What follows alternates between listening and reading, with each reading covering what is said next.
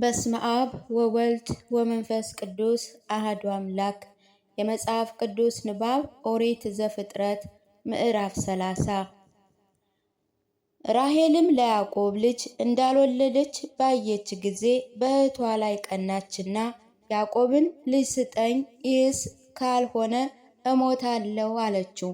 ያዕቆብም የማኅፀንሽ ፍሬ የምከለክልሽ እኔ እንደ እግዚአብሔር ነኝን?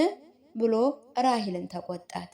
እርሷ ባሪያዬ ባላ እንኋለች፣ ወደ እርሷ ግባ፣ በእኔም ጭን ላይ ትውለድ፣ የእርሷም ልጆች ለእኔ ደግሞ ይሆኑኛል አለችው።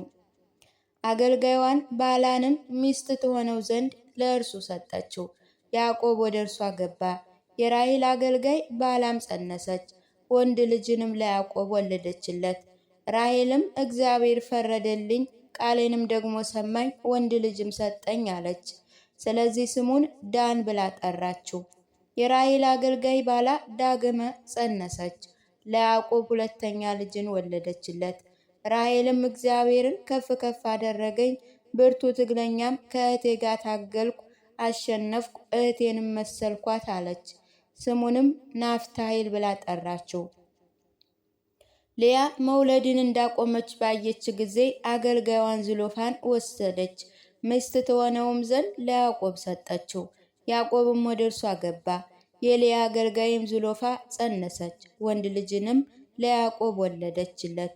ልያም እኔም ራሴን ብጽሕት አሰኘው ስትል ስሙን ጋድ ብላ ጠራችው። የልያ አገልጋይ ዝሎፋም ዳግመኛ ለያዕቆብ ወንድ ልጅን ወለደች። ልያም እኔ ብፁዕ ነኝ፣ ሴቶችም ያመሰግኑኛል አለች።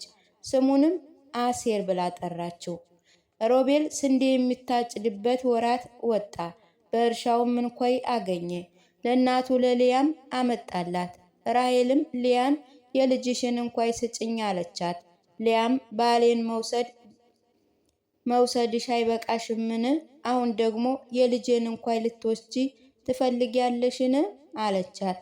ራሔልም እንኪያስ ስለ ልጅሽ እንኳይ በዝች ሌሊት ከአንቺ ጋር ይደር አለቻት። ሰጠቻትም። ያዕቆብም ሲመሽ ከዱር ገባ። ልያም ልትቀበለው ወጣች፣ እንዲህም አለችው፣ እኔ ዘንድ ታድራለህ፣ በልጄ እንኳይ በእርሱ ጌጥ ተስማምቻለሁና። በዛች ሌሊትም ከእርሷ ጋር አደረ። እግዚአብሔርም የልያን ጸሎት ሰማ፣ ጸነሰችም፣ አምስተኛ ወንድ ልጅንም ወለደች። ልያም የልጇ እንኳይ ስለሰጠው እግዚአብሔር ዋጋዬን ሰጠኝ አለች። ስሙንም ይሳኮር ብላ ጠራችው። ልያ ዳግመኛ ጸነሰች፣ ስድስተኛ ወንድ ልጅንም ለያዕቆብ ወለደች። ልያም እግዚአብሔር መልካም ስጦታ ሰጠኝ፣ እንግዲህስ ከዛሬ ጀምሮ ባሌ ይወደኛል ስትል 6 ልጆች ወልጄለታለሁና አለች። ስሙንም ዛቤሎን ብላ ጠራችው። ከዚያ በኋላ ሴት ልጅን ወለደች፣ ስሟንም ዲና አለቻት። እግዚአብሔር ራሔልን አሰባት፣ እግዚአብሔርም ተለመናት፣ ማኅፀኗንም ከፈተላት፣ ጸነሰችም፣ ወንድ ልጅንም ለያዕቆብ ወለደችና እግዚአብሔር ሽሙጤን ከኔ አስወገደ አለች። ስሙንም እግዚአብሔር ሁለተኛ ወንድ ልጅ ይጨምርልኝ ስትል ዮሴፍ ብላ ጠራችው። ያዕቆብ ስለ ደሞዙ ከላባ ጋር መከራከሩ። ራሔልም ዮሴፍን ከወለደች በኋላ ያዕቆብ ላባን እንዲህ አለው፣ ወደ ስፍራዬ ወደ ሀገሬም እመለስ ዘንድ አሰናብተኝ፣ ስለ እነርሱ የተገዛሁላቸውን ሚስቶችን ልጆችን ስጠኝና ልሂድ፣ የተገዛሁልህን መገዛት ታውቃለህና አለው። ላባ በዓይን ፊት ሞገስን የማገኝ ብሆንስ ከዚሁ ተቀመጥ፣ እግዚአብሔር በአንተ ምክንያት እንደባረከኝ ተመልክቻለሁና ደመወዝህን ንገረኝ፣ እርሱም እሰጥሃለሁ አለው። ያዕቆብም አለው፣ እንዴት እንዳገለገልኩህ በእኔ ዘንድ ያሉ ከብቶችህ ምን ያህል እንደሆኑ አታውቅምን? ጥቂት ሆነው አገኘኋቸውና አሁን ግን ፈጽመው በዝተዋል። እግዚአብሔርም በእኔ መምጣት ባርኳቸዋል። አሁን ደግሞ ለቤቴ የምሰራው መቼ ነው አለው። ላባም የምሰጥህ ምንድን ነው አለው። ያዕቆብም አለው፣ ምንም አትስጠኝ፣ ይህንንም ነገር ብታደርገኝ እንደገና በጎችን አሰማራለሁ፣ እጠብቃለሁ። ዛሬ በጎች ሁሉ ይለፉ፣ በዚህም ከበጎች መካከል ዝንጉርጉርና ንቁጣ ያለበትን ጥቁርንም በግ ሁሉ ከፍየሎችም ንቁጣን ዝንጉርጉር ያለበትን ለይልኝ፣ እነርሱ ደመወዜ ይሆናሉ። ስለዚህም በፊት ያለውን ደመወዜን ለመመልከት በመጣ ጊዜ ወደፊት ጻድቅነቴ ይመሰክርልኛል። ከፍየሎቹ ዝንጉሮችና ንቁጣ የሌለበት ከበግም ጥቦቶች ጥቁር ያልሆነ ሁሉ እርሱ በእኔ ዘንድ ቢገኝ እንደተሰረቀ ይቆጠርብኝ። ላባም እነሆ እንደ ቃል ይሁን አለው። በዛች ቀን ከትባቶች ፍየሎች ሸመልመል መሳይና ንቁጣ ያለባቸውን ከእንስቶች ፍየሎችም ዝንጉርጉርና ንቁጣ ያለባቸውን ነጭ ያለበትን ማንኛውንም ሁሉ ከበጎች መካከል ጥቁርን በግ ሁሉ ለይቶ ለልጆቹ ሰጣቸው። በእነርሱና በያዕቆብ መካከልም የ3 ቀን መንገድ ያህል አራቃቸው። ያዕቆብ የቀሩትን የላባን በጎች ይጠብቅ ነበር። ያዕቆብም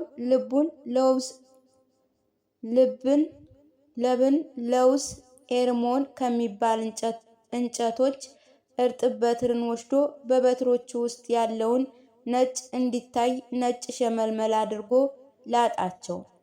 በጎቹም ውሃ ሊጠጡ በመጡ ጊዜ በትሮቹ በፊታቸው ይሆኑ ዘንድ የላጣቸውን በትሮች በውሃ ማጠጫ ገንዳ ውስጥ አኖራቸው። በጎቹ መጥተው በጠጡ ጊዜ ሸመልመል መሳይና ዝንጉርጉር ንቁጣ ያለበትን በበትሮችም አምሳል ጸነሱ። ያዕቆብ ተባት በጎችና እንስት በጎች ለይቶ ነጭና ሐመድ ክቦ በሆኑ አውራጃዎች ፊት አቆማቸው። ከላባ በጎች ጋርም አልጨመራቸውም። እንዲህም ሆነ በጎቹ በሚጸንሱበት ወራት በበትሮቹም አምሳል ይጸንሱ ዘንድ ያዕቆብ በትሮችን በበጎቹ ፊት በውሃ ማጠጫ ገንዳ ውስጥ ያኖራቸው ነበር። በጎቹ ከወለዱ በኋላ በፊታቸው በትሩን አያደርገውም ነበር። ምልክት ያላቸው ለያዕቆብ ምልክት የሌላቸውም ለላባ ሆኑ። ያዕቆብ እጅግ ባለጸጋ ሆነ። ሴቶች ወንዶችም አገልጋዮች፣ ብዙ ከብትም፣ ላሞችና በጎችም፣ ግመሎችና አህዮችም ሆኑለት። ምዕራፍ 31 ያዕቆብ ከላባ መሸሹ። ያዕቆብ የላባ ልጆች ያሉትን ነገር ያዕቆብም ለአባቱ የሆነውን ሁሉ ወስዶ ይህንንም ለአባታቸው የሆነውን ሁሉ ወስዶ